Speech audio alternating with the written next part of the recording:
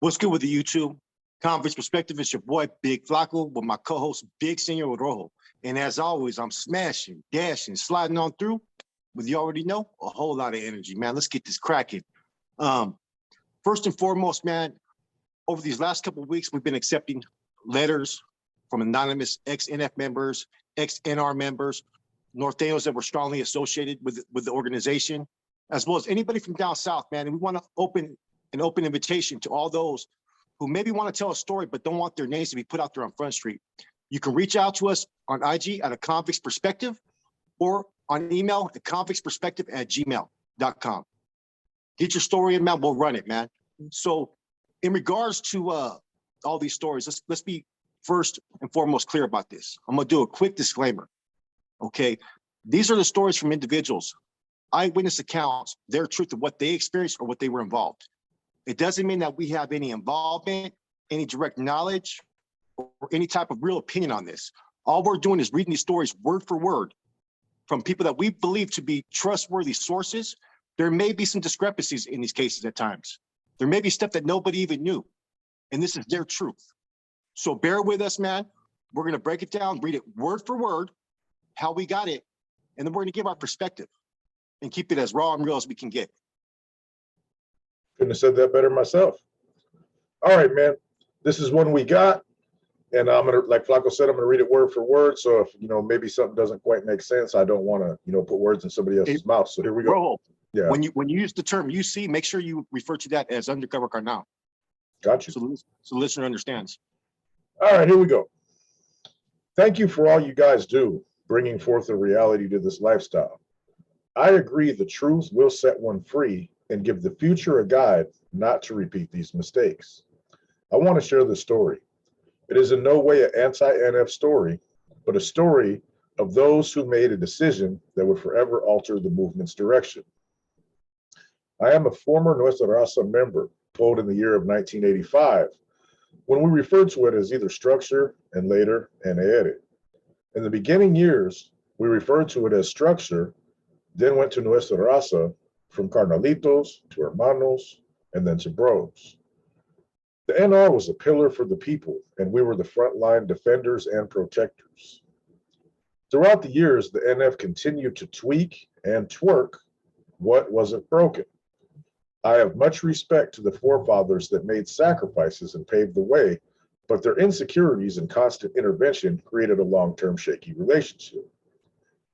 Many of us walked away due to the NR being dismantled and many hermanos being crossed up behind NF biz that was between Smiley and Bandera. Before that, we had established strong fronts and many pintas together with many worthy norteños. From 1984 to 1997, the NR soldados and worthy norteños made those sacrifices as there was very few UC, undercover NF members, on the main line. Then many of our own met their demise. From Chocolate, from Sanjo, Little Man, from Salas, these hits were an abuse of power. The NR deals with its own and has its own discretion and had worked for years without C authority. I think the biggest factor is that no one talks about is the creation of the NR chapters and regiments and the 90-day policy the NR enforced to be mandatory to function or assist. As we became self-supportive in controlling these lines, we generated money for NR movement's pockets. We had established regiments in Stockton, Fresno, Tulare, and the Bay Area that operated under NR control. The NR dismantling had nothing to do with rogue members, even though there was a few. It had to do with that we became our own entity, a threat as our own organization. Greg Pee Wee Lopez from Gilroy, Lobo from Tulare County, Dante from Oakland, Bandit from Dakota, Turtle from San Francisco, and Chucky from Fresno were all the ones that pushed for separation from the NF, but wanted respected alliances with them. The NRC had been infiltrated with UCs, undercovers, as did the NRA that many had channels with to the Bay. The NF had put UCs in position to micromanage the NR activities. Pee Wee was pushing this agenda to move on the NF since no compromise could be reached and was revealing himself to other NR members and his channel, who was an undercover C and reported to Pizza from Stockton. Another UC who was under Corney from Woodland. There was a few Cs who were secretly in support of the NR maintaining their own entity, that being Paki, Copas, and Chico from Salinas, and Sniper from Broderick, and Chuco from Sanjo. Z-Bop was also a strong vocal supporter that was found out, and is why they attempted to use him to take care of targets until he was no longer serviceable. They was going to deem him no good for his support to the NUESTRA RAZA. He was told this and had a huge part in him walking away, as did them requesting to move on his mentor and others. Pee-wee's agenda was found out, and he was left out there to dry, and that's why Chico took off on Pee-wee instead of stabbing him. Figured it would give Pee-wee an incentive not to expose Chico. At this point forward, the NR and its push for sole existence was abandoned, but what many didn't know is there was preparation to go to war with the NF. If the NR would have moved as calculated, it would have been a very sticky situation because most pintas and county jails were run by structure. Lobo turned new flower. Dante took action against the C and the D facility dilemmas. Bandit was able to escape his intentions being revealed, yet was killed questionable on the streets. All the rest fell off. It's sad because NR had its own protocol, laws, recruitment, and financial support. If the NF would have allowed the NR to coexist as we did, we would have paid tribute and gave support. The truth of this needs to be told because the NF strength of today only came from the spoils of many NR members, and for them to put all under their umbrella to micromanage for their benefit is what you see today. Many carnales to this day secretly feel the NR dismantling was a bad decision. It led to hermanos like myself, who had almost 15 years as an NR member, to just walk away. Many individuals paved the way, from Mousy, Von Lerme, D. Morgan Hill, Negro from Chole, Gremlin from Salas, and Gibby from Modesto, Little Ray from Gilas, Cyclone from Sakura, etc. I am in no way attempting to disrespect the O, just feel a lot of misinformation is being put out there, so feel it's time to put out the history that's untold and hope this future generation of NF and Ns learn from it. Wow. You know, I read the story beforehand, and there's a lot of shocking revelations, whether they're true or not, I don't know. Let's talk about what we do know. Okay, we do know when the NF was dismantled, there was a lot of NR members that were upset. We do know that there was a few NR members that tried to revolt, that tried to go against it. At that time, I don't know, there probably was, you would know this better than anybody else, there probably was maybe 150 Cs, maybe 170 at that time, give or take. Roughly. There probably was about 700, 800 hermanos, you know? But what the NF did is they employed a certain tactic at that time, is they had undercovers that were portraying themselves to be structural NR members that were able to be put in those positions as NRCs. The NRC was the NUESTRA RAZA Council, which is, you know what I mean? And then the NRAs were for each block, if I'm mistaken, it was for each block. And a lot of those were the ones that they were the administrators that were filtering out information to certain NR members that had a channel. This is kind of pre-existing the CAT system. This is when they deleted the CAT system. Because the CAT system at first, you were CAT 1, a new member, CAT 2, upper echelon position, and CAT 3, you were undercover C at that time. That's how the CAT system used to go for the NR. They stripped that and they put the NRC, NRA, and NRTs. And so this was supposed to independently control the NR movement. But what people didn't realize was, you know, Pizza from Stockton, right? The other cat from Aeromont, those were all undercover Cs, as well as a lot of those NRAs were undercover carnats, you know? And the reason why they were kept undercover, from my understanding, is to micromanage, right, what was going on with the activities. And when the first order of business had to be taken care of, they were gonna earn their blood in. You know what I'm saying? It was gonna be called upon. So that part,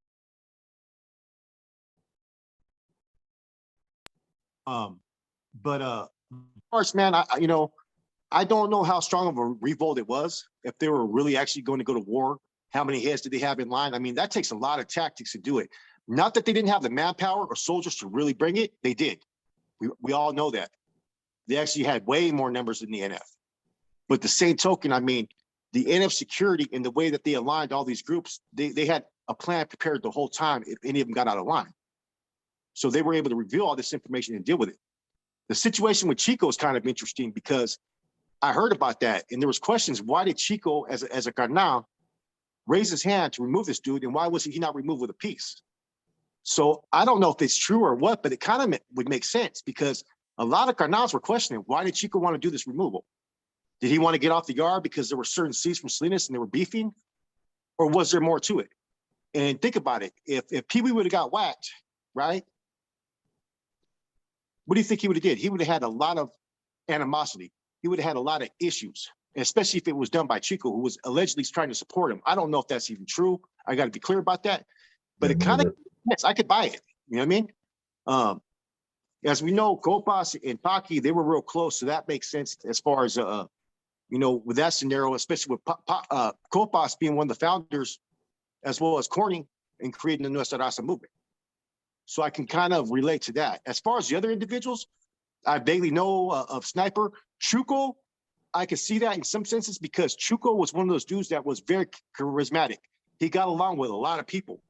So I could see him trying to use that as a tactic later on politically. You know, but he was facing his own issues at that time. You know what I mean? This is right before the Brown Bob scenario. The only thing I trip on in there is the fact that, well, not the fact, but the statement that was made that, you know, the NR had all these regiments and they were all self-sufficient. And I mean, when you really look at it and break it down, that's not true because really C's were running it the whole time. You know, they might have thought, you know, it was all, you know, we established this, we have our own finances, we have this, we have that. Well, a lot of them were reporting back to the prison they left though. That's who they were taking care of business for out there in the streets. It was a little bit different. When you paroled, you were given, I think it was 60 days or 90 days, like he said, to assist the household. Right. And so they had crews out there that were doing their things to help the brothers that they left the last pita from. But you know, and I know, man, you know, it's the ever-changing system. People go in and out. So I don't know how strong those chapters or regiments or whatever you want to call them work. But I have heard back in the 90s and 2000s that there was regiments that were strictly ran by NR members. Who they reported to, I don't know. Like you said, they probably report to the Bay. Yeah, I haven't heard of any in my own personal history. I'm not saying it's not true or not. I just never heard, like, you know, after things were being discussed about the dismantling of the NR, that, oh yeah, and then I've never just heard it brought up that, oh yeah, that regiment in Modesto, man, we didn't even know about it. They were doing that on their own. That's never came across anything I've ever seen or heard. Not to say it's not true at all, because it only takes 5 or 6 bros and a handful of Northerners to just be on the streets and be like, hey, let's get something going, and you know, we'll make it for us right here. I'm sure it's happened, you know. Either it was rogue members or it was dudes on these main lines. You know what I'm saying? Because they had different types of chain of command procedures as well, man. And like everybody allegedly had a channel to the Bay that had any type of ranking or respect or time in. You know what I'm saying? Like that was common back then. If you were an NR member that had been around and it was holding some type of leadership position and ranking, you know what I'm saying, you would have, you know what I'm saying, that channel to the Bay. You know what I'm saying? The NRC was the council that made all final decisions, basically. You know what I mean? Voted everything out with like its own little mesa. The NRAs were administrators for each block, but they also communicated with certain individuals, certain pitas. And then the NRTs were the ones that conducted all investigations. Like if there was a matter of someone on the main line that was under investigation and reports were coming in on them, they would open up open up a case on them. But all this was basically being micromanaged by the NF the whole time. So like you said, they may have thought they had regiments that they were operating on their own, but the same token, you know what I mean? You know, the NF had a very firm hand on everything that was going on. Yeah, they had people in every position on every, you know, basically every yard. And you got to understand, to make a move against the NF as NR as a whole, that would take a lot of people to coordinate and to all be on the same game plan. And, you know, knowing that the ramifications, man, because people are going to side with the big homies. I mean, period. That's just how it's been ever since time started. You know, if such and such says, if Corny says, if Tibbs says, if Big Smiley says, whoever it is at the time, Pinky, Tex, it doesn't matter. That's the word. That's the word that's usually going to be final amongst more than 80% of the people. When them filters come from C9, when them filters come from the Mesa, whatever the case might be, they're gonna ride on that, bro. I'm gonna tell you something, right? So I'm on the line over there in Salon. I'm not gonna say what the brother's name is, man. I'll tell you who it is after this, right? So I don't want to put him out there like that. We were sellies. We were sellies before I went to the host. So if you're watching, you know what I'm talking about. I remember he was reporting to a lot of people as well through different channel processes, right? And he had told me that the NR and NF were going at it up in the Bay. I think that may have been the C facility, D facility dilemmas. And he had said that, you know, their issue was, you may have created us, but you don't run us. I remember him telling me that in the cell, man. And I'm just trying to grasp all this, like, what the hell's going on? Me already knowing that there was issues with that yard we were on because there was a degenerate running it. I couldn't comprehend what was being said at the time. I'm just a kid, 20 years old. You know what I mean? Striving. Were you a bro? Were you a bro already? I was already been recruited at that time. So I'm trying to grasp this and understand it, but I'm just like, man, this is just too much. You know what I mean? Because we also had that individual sniper come through and he was giving directives that the dude on the main line that was running it was no good, that he deemed him, and Tracy. And so, but no one was handling their business, you know, because all the bros that were on that yard were all young. Right. And then when an individual Chapo from Broderick got there, he'd been around a little bit, you know what I'm saying? And he already knew what time it was with Tito. You know what I'm saying? So he put a plan in motion to have him removed. But it just seemed like at that time, the communications were just so, like I said, when I got there, man, and I got quizzed by a bro there named Arnie Rios, Scooter from Yuba City. He started dropping lugs to the first bond while we were playing Pinnacle. And I looked at him, I went, and he was tripping, right? And so I explained to him, I go, yeah, man, this is what they're doing now. All Northerners are getting the bonds. This is a new thing, man. They just started implementing this. These bros didn't want to accept it on the yard. I mean, this is our education. This is our culture, you know? So I could see where a lot of NR members that had been doing time for a long time felt a certain way. You know what I mean? There was even certain Cs that had been NR members for like 9, 10 years. You know what I mean? Like, you know, Pocky was one for first wave for a minute. You know what I mean? Weechel, all kinds of cats, man. And when the NF got dismantled, it hurt a lot of them. They felt a certain way about that because before they got to the Bay, before they got validated, this is all they knew. They've been putting in work representing that for years. To now have it taken from them, I get that part, man. You know, because even afterwards, we were still calling it NR, bro, or structure, or bros. As late as 2002, we were still using that, bro. Hey, people have tried to argue with me, like in the comments and stuff and online, talking about NR never went nowhere. I'm like, okay, it didn't then. You know, I mean, you can't really argue things that you were there. Like, I seen the filter probably for the dismemberment of the NR before 95% of NECs, bro, because I was next door to Tibbs and it was written up and I had to fucking Xerox it, right? Oh, it's a salutation filter, April 97. You know what I'm saying? Yeah, you know, that started in early 96, the draft for that, you know, so it had been going on a long time. And I Xeroxed probably 15 copies of that, I'd imagine. You know what I'm saying, over the time. But, you know, I got lucky when Boxer and Chico and Rex Posado pulled me as a bro. I was already validated. So I never got nowhere where I got exposed so much to any of the people that were trying to rebel or any of the ideology behind that. You know what I mean? I went straight from being pulled as a bro. I'm on the next thing smoking the Pelican Bay. Then I'm a C. You know what I mean? So I was always, let's call it the right side, you know, for lack of a better term. I was always on the side with the head of the umbrella. But I can see in retrospect, I was on the yard with Pee Wee from Gilroy before when I first got pulled as a B. He was in my same little clutch, and he never let on that anything was weird with him either at that time. He was harsh and he was kind of strict, bro. He wasn't the boss of me, but you know what I'm saying? So I never had to see none of that. Yeah. You know, Boxer was the boss, Chico was the boss, or Pocky, or Chente, or DK, or Big Smiley. All them dudes. Pee Wee was not really significant on that yard because there was so much power on that yard. Yeah. The first time I ever stepped on a San Quentin 6-yard, it was a powerful, powerful yard. You got Big Smiley, you got Boxer, Chico, Pocky, DK, Fish, and Chente. There are 7 C's out there, man. Yeah. Pee Wee was just a regular soldado, and he was never talking that mess. You know what I mean? none of that kind of stuff. But he was already thinking that stuff because that stuff came to attention not too long after. So he was already in his little process and whatever he had going on upstairs to try to, Because you remember how the 6 yard used to be, bro? The bros would have their own juntas. Yeah. The C's would have their own juntas. And if you were just rather an ordinary, you'd have to go sit there and just, you know what I mean? Fiddle with your thumbs, you know what I mean? When I was a C, bro, and I had Quentin, I'd be all up in everybody's thing, bro. You know what I mean? I'd spend 10 minutes with the bros, go over and hang out with the Northerners. You know what I mean? If there was another NF on the yard, I'd chop it up with him. But mainly I paid attention to the bros. You know what I mean? Because really that's the recruiting pool for the NF. And I never wanted to act like I was holier than thou either. So I distributed my time equally amongst everybody on that yard. You know, just to make everybody feel like, hey, I'm a part of something, whoop-de-whoop.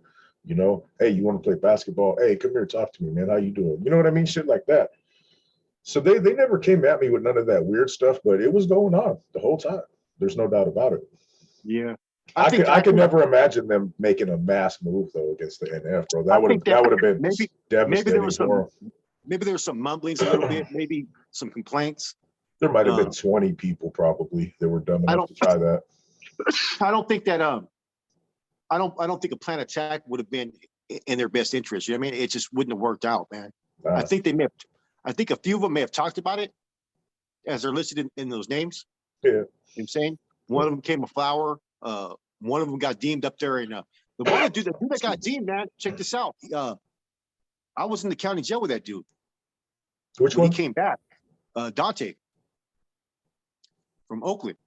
I never met him. We did not know. Okay, look, he was given partial clearance because his issues stem from the D facility dilemmas. You know, a lot of people got crossed up in that, man. And so he ended up getting a pod security position, right? I get moved into his block. You know what I'm saying? Everybody knows I'm connected with the C's, you know what I mean? So this dude used to power trip over everything, man. Like it was a trip, bro. Like say like someone passed a book from the other pod, he would tell the homeboy, instead of bringing it to myself, to bring it to himself so he could look to see if there's any kites in there. Little shit like that, man. He knew. You know, it was like, man, we used to call him ludicrous. Me, Jerry Chavez, Wessos, and Carlos Roman, we were all on the same fucking thing. We used to call the dude ludicrous, right? Hey, where's Roman from? So, that's what I thought. I think I know who that is, man. Okay, so lo and behold, right? At that time, a homeboy named Sleepy Hazley, right? The Yavish to the new jail. He has to leave. Who do you think he leaves the jail to?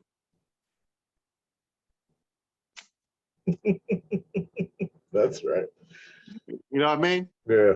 Okay, how did that go over? I said, Dante, you weren't even supposed to hold no position. You know what I mean? I was like, this dude shouldn't even be holding no position. He's partially cleared. He's cleared here to function just because the Cardinals are aware of what happened, but he said he has to take care of that when he gets to the Bay. So he shouldn't have had no position. I spoke out about that. And lo and behold, about 3 days after that, he got moved out. You know what I'm saying? He was all right, man. It's just I think he was paranoid, bro. I think he was thinking that we was out to get him, man. Was he Latino, white? What was he? He was Latino and white. I'm just asking because Dante, it's not a common, you know. But he was messing around with some C's out there in the streets too, though, which was kind of funny. I mean, because we ran into him out there. So the other individual, Bandit, we already know what happened to him. That's basically I think he's related to Speedy Lokes. No. That's not Speedy Lokes. He's related to Bat Mike Apodaca. That's his brother. Gotcha. So I don't want to speak up on that hit. Everybody knows that he was taken out. There was a lot of issues regarding that. I don't know the reasons. I'm going to leave it there.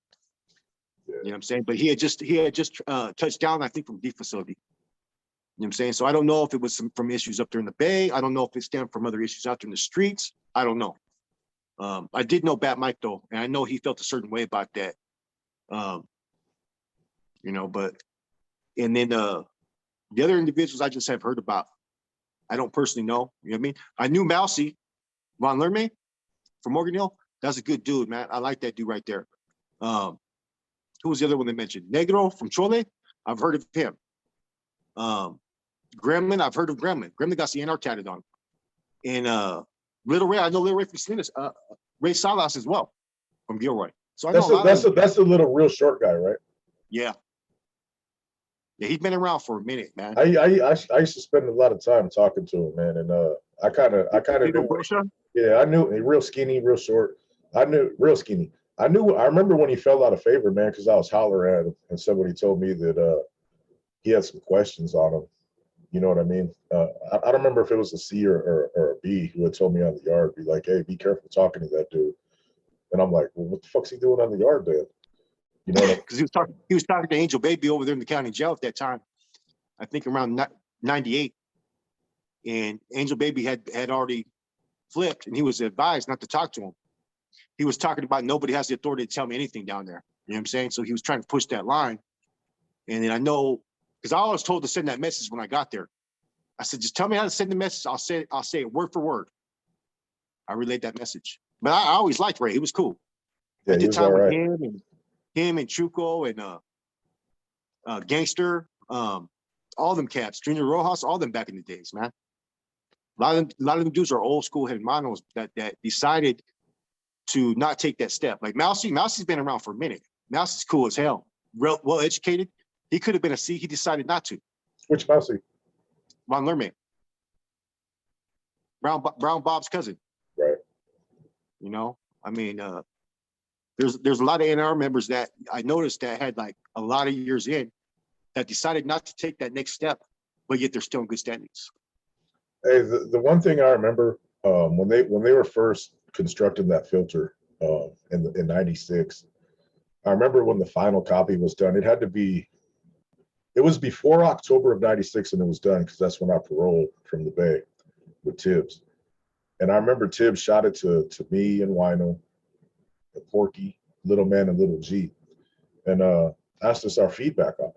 You know what I mean? He's like, "Hey, write me a little feedback on this." So we all wrote, I don't know. I don't think there was no amount of words we were asked for.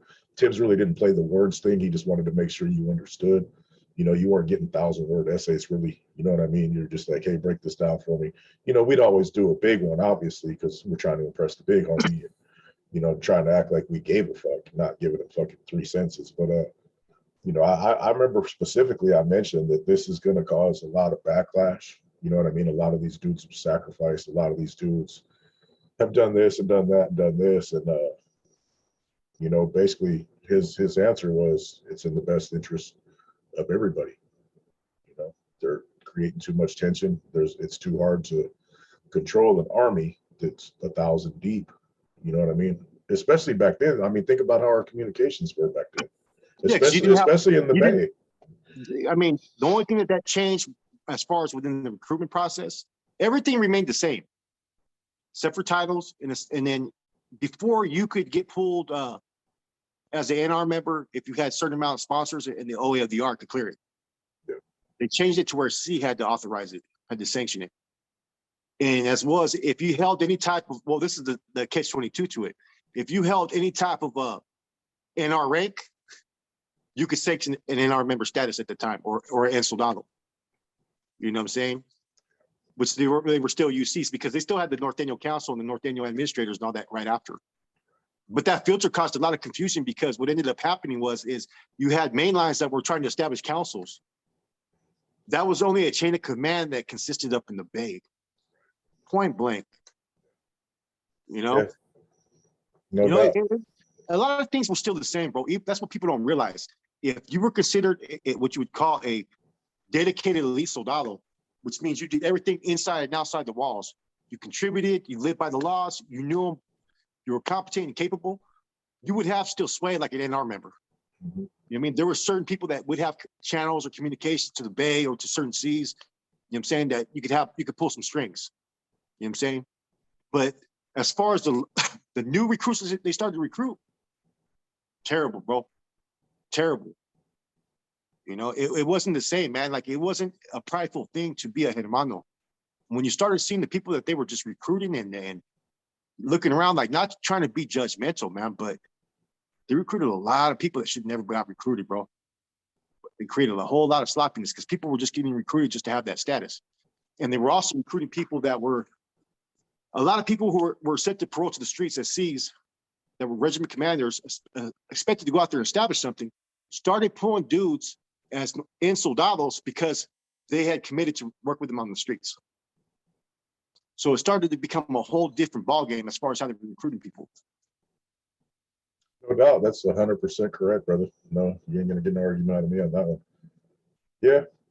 Well, YouTube, hey, shout out to the homie that sent this. Everything seems really, really accurate. And even the things that me and Flacco can't co-sign on, they're plausible, 100%. Except for, I don't think they were going to try to make no major move. Yeah, but the fact that they tried to talk about it and shit, yeah, I'm sure it happened, bro. But that's one of those. You know what we should do, bro? That sounds like people spinning the pipe in the garage. Yeah, we should start our own company. You know, shit like that. That's what it reminds me of. I heard it on the main line, though. I did hear it, though. I told you in the cell, man. I don't want to front that brother off, but I actually did hear that. Yeah, that wouldn't have been good. They might have got one or two, but the ramifications would have been swift and vicious. That's the problem, though. When you're that deep, the problem with being that deep is there's more potential for a breach of security. Yeah.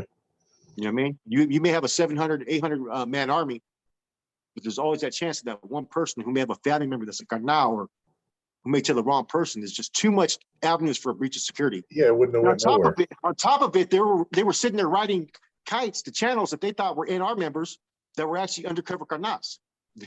It wasn't going nowhere, bro. I agree. Yeah, there would have been a lot of people that got poked. Straight poked. Hey, bro, during that time era, what were the main things that were getting NR members deemed no good? Drug use, misappropriation of money, going out there supposed to take care of something for a carnal, work for the regiment and burning the regiment, and abuse of authority. Those were the three common things that you would see. And bond number four was getting violated left and right. You know what I mean? Yeah, but I mean that's going to happen all the time, man. But I'm saying for within the NR collective, though, it was your drug use, misappropriation of money, or stealing from a regiment, or claiming to be a regiment, and the third one was abuse of authority. All those things kind of work parallel. You know, yeah, the drug use thing was always a trip, man, because, you know, when I first came in, NR members weren't necessarily obligated to do anything on the streets. You know, it was looked at as, yeah, you know what I mean? So it's like people were getting in wrecks for all kinds of shit, bro. They tried to create a policy that you had to assist the regiment or function, assist or function for 90 days or 60 days, whatever it was. I remember the bonnet has encouraged all those leaving to the streets to assist his fellow brother behind the wall in any form or fashion they may choose. This is not mandatory, but it is considered an elite step toward becoming. 2006, you know what I mean? I got a filter. 2005, I think it was. I got a filter on that from the Bay. They changed that to where if you didn't honor Bond 13, the first time you were on frontline status, right? The second time you were on frontline status and you owed a $250 fine. The third time, if you were a hermano, it was frontline status, another $250 fine, and you were stripped of your status. That was the new implementations that they had enforced, because I had to strip someone over that, man, because they failed to do it 3 times. You know, Happy from Hayward. I don't know if you knew him. I don't think I know Happy. Last name Perez. He laid it down right after I stripped him. You know, but that was what the law said. They did change it, man. You know, but they always make modifications. They've been doing that for years, man. But I've never seen that filter when it came out. This is the provisions of what we're to do now. Bond 13 is going to be mandated. If you don't honor it, this is what's going to happen. Then they started finding people for domestic violence. What was the other one that they were doing? I remember for a while you had to assist 2 people, you know what I mean, when you got out with money on their books or whatnot, you know what I mean? Yeah, but they sit there and give you the names of who they want you to take care of. Yeah. And what I used to see was a common trend is you would see them giving NF members names. You know what I'm saying? And I used to sit there and say, like, why is this happening? I mean, every time it'd be the same one over and over again. Lencho and all these other cats. It's like, man, come on, man. What about these soldados that are in the cage doing a shoe turn that just waxing dude on the arm? You know what I'm saying? I agree. They ain't got nothing coming. They should be the first priority. Yeah, the one time I got out when I was a pro and I hit the streets as only a pro, you know, I shot stuff and it was to a bro and a northerner. You know what I mean? So, I mean, I get it though, man. I would see that kind of stuff go down. Hey, you're going to take care of me when you get out, right? It'd always be the C. You know what I'm saying? Like, hey, spread the love, bro. You know, you got mountains of top ramen in your cell. The other homeboy's down there, his stomach's touching his back, man. You know, let somebody else get something, bro. You can only go to the store $35, man. You know, Man, there ain't no reason with if you get out as a bro, you don't take 350, send $35 to 10 people. That's not that hard. 350 ain't shit when you're on the streets. You only got to do it one time, and that keeps you in good standings.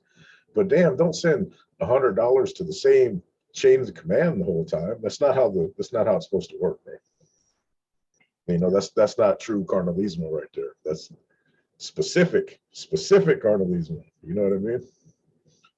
That's that dancing bear kind of stuff. Shout out to Dancing Bear, man. that's another crazy story, man. I mean, the sad thing about it, man, is I believe most of y'all that's accurate.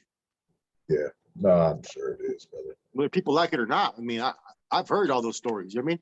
Yeah. There was someone in the comments talking about fucking that when they were in Corcoran, they sent the filter by his ways over there in Corcoran. You know? Yeah. Now, some people, you just get that vibe off of them, man. And, you know, like the old saying goes, man, if I think something and you think something different, hey, one of us is wrong.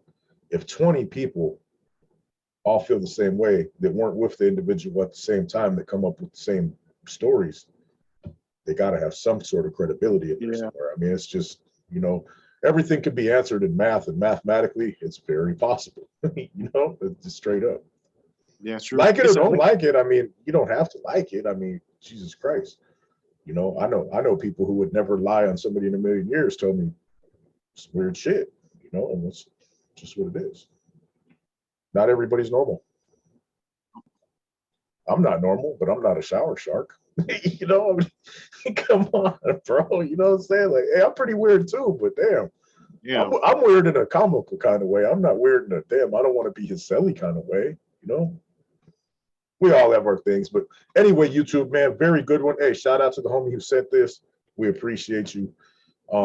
Very good story, bro. A lot of good stuff in there. And those were some weird times. Me and Flacco were around for both of them. You know what I mean? Everybody in the genre was around for them, really. You know what I mean? So, you know, there's a lot of us that know a little bit, so a little of us know a lot all together. Your boy Rojo, Big Flacco. We're gonna drop this ASAP. And one of us will holler at you guys on the live later. 2/22 of 22. Hope you have good luck for the numbers, man.